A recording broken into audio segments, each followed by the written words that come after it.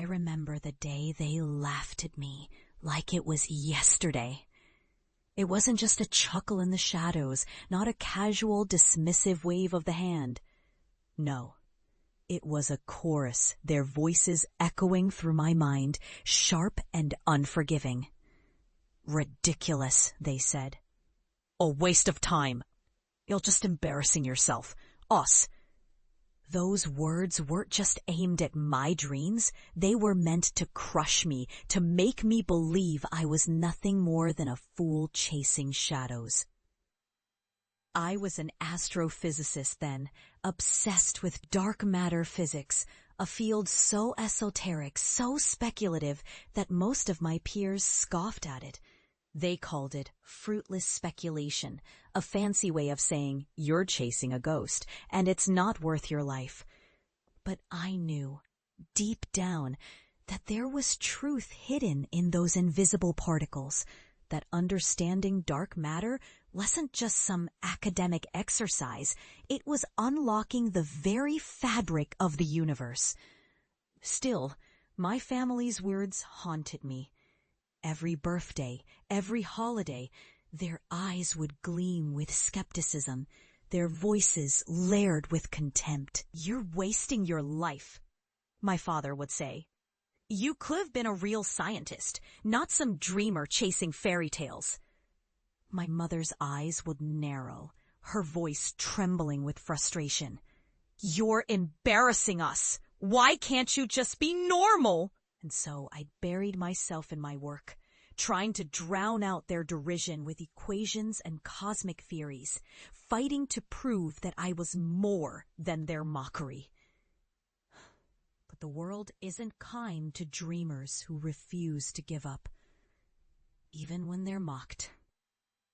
After years of relentless pursuit, of late nights, failures, breakthroughs, and setbacks, I finally cracked the code. My research led to a discovery that shattered previous assumptions. Dark matter wasn't just some shadowy substance. It was a force capable of reshaping ecosystems, transforming barren lands into lush, thriving environments. I remember the moment vividly. The lab was silent, save for the hum of equipment and my pounding heart. When the data confirmed my hypothesis, I felt something I've never felt before. An overwhelming wave of validation, of vindication. I had done what they said was impossible. I had turned their ridicule into silence. And so I returned home. Not just as a scientist, but as a testament to perseverance. I didn't tell them I was coming. I wanted their reactions to be raw, unfiltered. I wanted them to see what their doubts had almost cost me, and what I had become despite their contempt. I arrived in the early morning, the sun casting long shadows over the land I had transformed. My family's fly farm sat on the outskirts of town, a place that once looked barren and neglected, a patch of earth that seemed to swallow hope. But now, it was different. I'd used my research to engineer a breakthrough.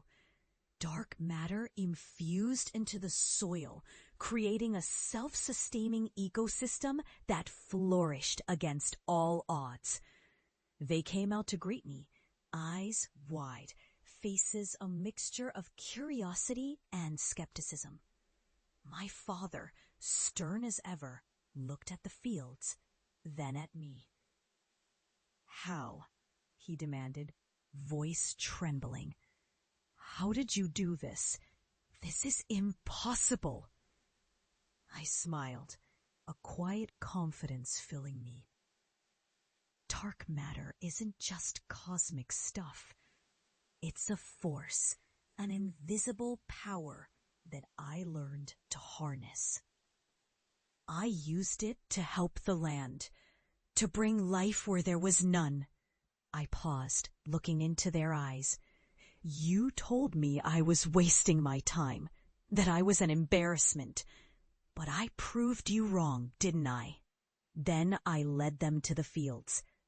As they stepped onto the soil, the transformation was undeniable.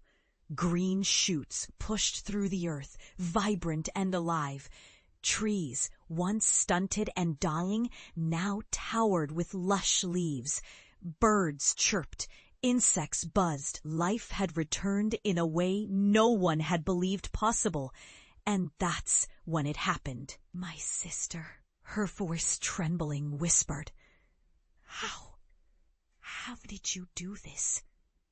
I looked at her, at all of them, and felt a surge of emotion I couldn't contain.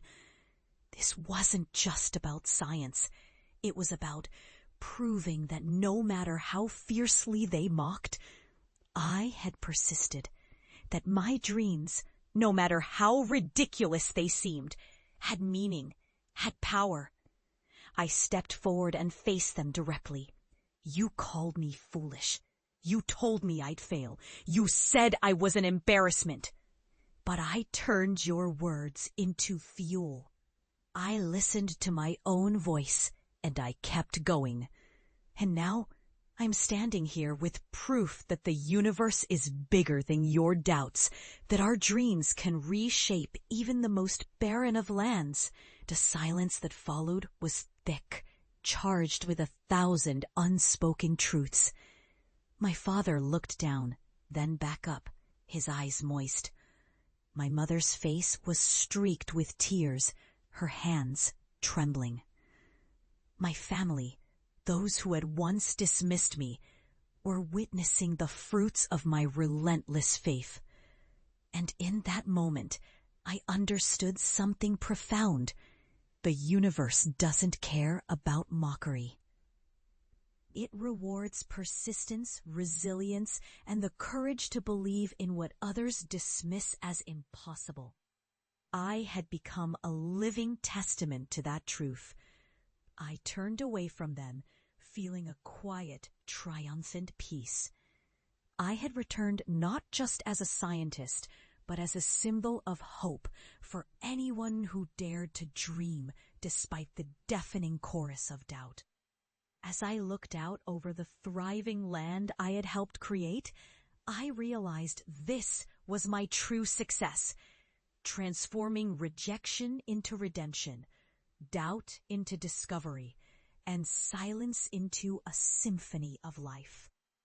I had broken free from the chains of their contempt, and in doing so, I had unlocked a universe of possibilities for me and for the world. And I knew without a shadow of a doubt that this was only the beginning. Because when you chase the impossible and refuse to give up, you don't just change your own destiny, you change everything.